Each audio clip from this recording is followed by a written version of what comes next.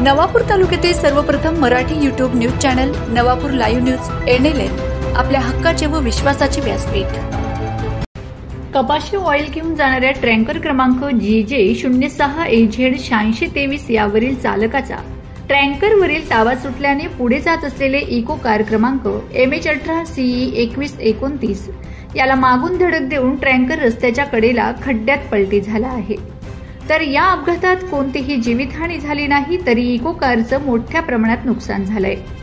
तर धुळेकडून सुरतकडे भरधाव वेगात लाल मारुती गेरू घेऊन जाणारा मोठा कंटेनर क्रमांक GJ 36 V 8433 यावरील चालकाला गतिरोधक लक्षात न आल्याने अचानक ब्रेक लावल्याने 20 ते 25 फूट रस्त्यावर घसरून विरुद्ध रस्त्यावर रस्त्याच्या माध्यमातून पलटी झालाय।